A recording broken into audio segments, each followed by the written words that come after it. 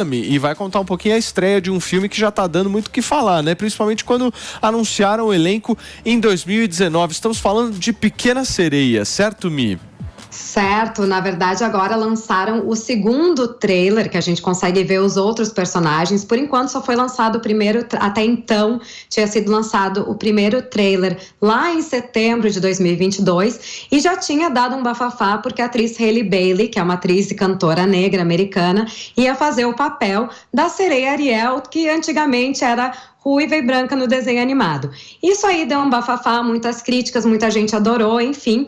E agora, finalmente, saiu um novo trailer que traz uma aparição dos outros atores, né, do filme, entre eles o Jonah Hauer-King, que faz o Eric, o Príncipe Harry, e também a Melissa McCarthy, que está fazendo a Úrsula, que é a grande vilã. Então, tudo parece que os ânimos estão se acalmando um pouco em relação a esse filme, e é importante destacar também que esses filmes de live action, eles não são necessariamente feitos para as crianças de hoje, são também feitos como um flashback para agradar aquele público que assistiu esses filmes lá na década de 90, quando nós éramos pequenos. Então, é um filme que é para agradar tanto adultos quanto crianças, e é uma tentativa aí da Disney de trazer novas vozes e novas caras para o filme. Ô Mi, e os ataques racistas, hein, em relação ao Halle Berry? Então, deu uma diminuída agora, logo que lançaram o primeiro trailer, eles fizeram também uma campanha de colocar o vídeo de meninas negras aqui nos Estados Unidos e latinas assistindo ao vídeo, e acho que isso deu uma bela de uma acalmada nos ânimos para quem estava criticando, porque assim, muita gente criticava falando que a história era escrita pelo Hans Christian Andersen, que é um autor dinamarquês, né, uma história que veio da Dinamarca, que já foi um balé, aquela coisa toda, e aí agora isso deu como eles estão fazendo toda uma campanha, e querendo ou não, a Halle Bailey é uma grande cantora, a voz dela é lindíssima, então o argumento é exatamente isso, né, afinal de contas não existem sereias, né, é uma história de ficção, é uma história de magia. Então não precisa necessariamente ser uma atriz que seja com a pele branca, com cabelo ruivo. A versão live action pode ser diferente. E acho que a Disney, ela traz muita qualidade nos seus filmes, né? Então a gente sabe que eles conseguem argumentar, às vezes, essas questões mais políticas com tanta magia, com tanta técnica e beleza, que acaba ultrapassando qualquer crítica que eles possam receber. Muito bem, gente. Deixa eu voltar só no tema da Pequena Sereia, porque eu acho que pode dar uma boa discussão aqui. Eu quero entender de vocês, do ponto de vista real mesmo, de entretenimento, até cultural. Vocês acham que há espaço para uma Pequena Sereia que não seja branca? Porque a constituição da personagem lá atrás era de alguém branca, não só a Pequena Sereia, mas a Branca de Neve também, enfim. Como é que vocês enxergam isso? Vocês acham que dá pra gente refazer a história, ou que essa história ela tem que ser uma história nova e que não necessariamente a gente precisa colocar uma Pequena Sereia que seja negra para combater o racismo?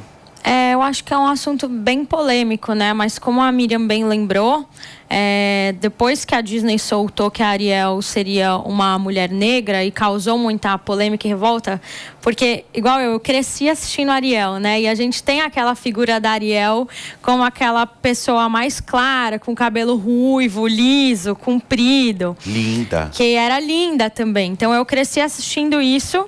E aí quando a Disney traz essa mudança, muitas pessoas foram pegas, né? Como, nossa, eles trocaram porque eles querem se enquadrar na agenda e tal. Mas quando eles soltam as crianças, aquele vídeo onde tem as crianças negras assistindo a Ariel negra, isso dá uma emoção, né? Porque até então essas crianças nunca tinham, elas nunca tinham tido acesso a uma princesa que tivesse outra cor.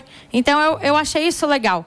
Mas outra coisa que eu mandei para a Fê que eu não achei legal, que aí já vai para uma outra discussão, é que o Scooby-Doo agora, eles vão relançar o desenho com a Velma lésbica. E aí eu acho meio desnecessário, né? Porque se você pega a Ariel, esses filmes da Disney... eu acho que ela sempre foi, na verdade. Mas foi, só eu que acho assim... que ela só se assumiu durante Exato, o mas processo. assim, as crianças que vão ter acesso a isso, a gente não precisa sempre ficar falando que aquele ator é hétero, que aquela atriz é lésbica, mas que então, fulana mas você não acha também, por exemplo, eu acho que a história de lançar a Ariel preta, eu acho maravilhoso.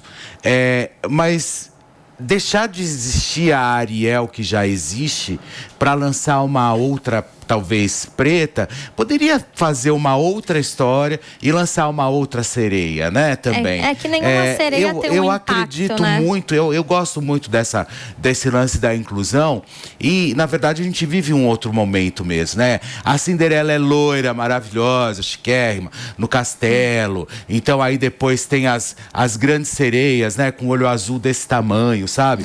É quase um mangá. Então, assim, quando você se depara realmente com essa inclusão e que coloca realmente o preto, né, no lugar também aonde ele pode ser também ovacionado, eu acho isso maravilhoso e isso indica que a gente está evoluindo. Né? Vou falar uma coisa para vocês, hein? Talvez eu seja o único aqui que vai falar isso, mas eu acho que isso aí faz parte de uma agenda de politicamente correto que eu acho uma forçação de barra. Mas Minha também. Humilde opinião, tá? Acho uma forçação de barra. O Brasil virou esse por país. Uma razão, não só Brasil, mas você acha forçação de barra? Forçação de barra. Eu acho o seguinte, racismo tem que ser combatido.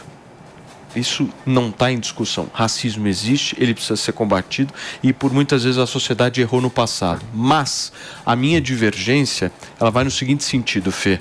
Não se muda o passado para combater o presente. O passado foi feito ali. Fica uma coisa absolutamente fake e forçada. É que nem você querer mudar, por exemplo, a figura do 007, que sempre foi uma determinada figura. Mas eles precisa começar essa mudança, então, né? Mas a mudança, para mim, ela não começa mexendo com o passado. Ela começa criando coisas novas, histórias novas. Eu não refazendo aquilo que foi lá. Pantera Negra, por exemplo. Então, foi o que eu falei. Não é deixar, não é fazer com que Ariel deixe de ser branca. Não, mas é que ela virou. É porque assim, a gente tem que lembrar. Eu vi as imagens das crianças chorando e assistindo, e isso me comoveu. Mas a gente tem que lembrar que agora ela virou uma outra Ariel. Não é mais a Ariel que eu cresci assistindo. Porque você é outro tipo de Ariel. Poderiam ter criado a sereia preta, então. Não pegar, desconfigurar a Ariel. Não, vamos fazer o seguinte. Porque mudou, a Ariel agora virou outra Ariel. Vão querer criar o Scooby-Doo transexual, pô. Estão de brincadeira. Mas eu acho que a Velma, na verdade, sempre foi Não, porque ela beija o Salsicha em um episódio. Cara, ela é toda. Mas ela beija o Salsicha. Meu querido Mano Ferreira, por favor.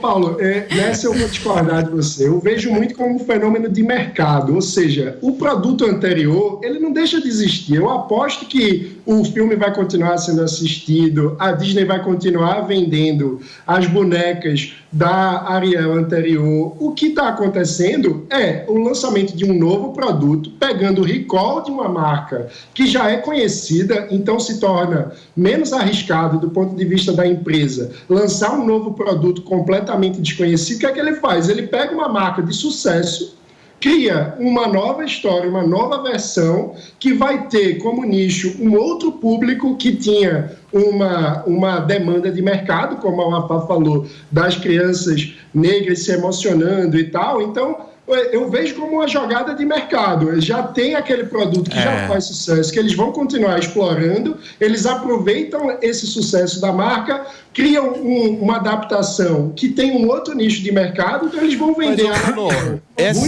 Ariel Negra. Esse negócio faz parte de uma agenda, vai. Você sabe disso. Com certeza. Mas eu gostei do que o Paulo falou, se não tomar cuidado, daqui a pouco o Scooby-Doo vira transexual.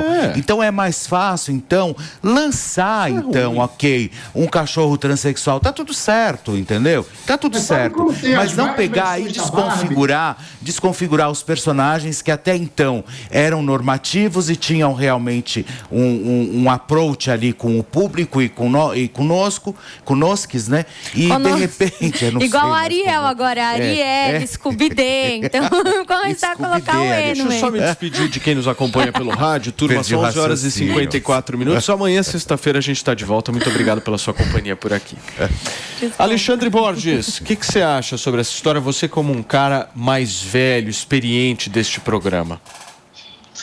Olha, eu já estudei roteiro de cinema, eu gosto de arte, e eu acho o seguinte, em primeiro lugar, quem tem que estar é a arte. Esse que é o ponto, que eu acho que muita gente esquece. todo produtor, seja diretor, seja roteirista, por exemplo, no caso do cinema, ele pode ter uma agenda social, política, ele tem uma mensagem para passar, ok.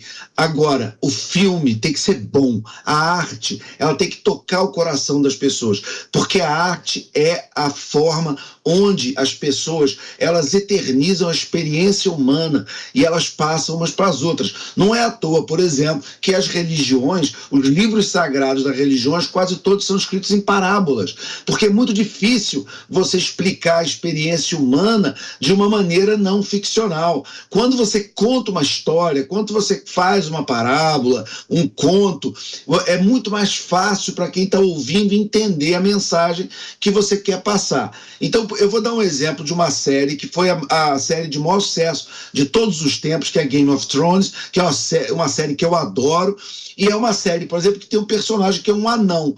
Alguém, por acaso, acha que o Tyrion Lannister, que é o sujeito lá, que é o personagem do anão, ele tá lá porque ele é anão? Não, ele tá lá porque ele é um personagem maravilhoso, é um ator incrível, com um texto incrível, que ele tá completamente encaixado na história. Então, pode ser que Game of Thrones tenha ajudado a que outros atores que tenham problemas de altura, que sejam anões, que possam ter mais mercado, pode ser e que seja. Tudo bem, mas essa não era a intenção. A intenção do George Martin, quando escreveu Game of Thrones, foi fazer a melhor história que ele podia fazer. A história que mais engajasse e encantasse as pessoas. Então, acho que esse que é o ponto. Se você faz uma história que é boa, se você faz uma história que é legal e que as pessoas gostam, as pessoas nem vão sentir. É muito melhor, né?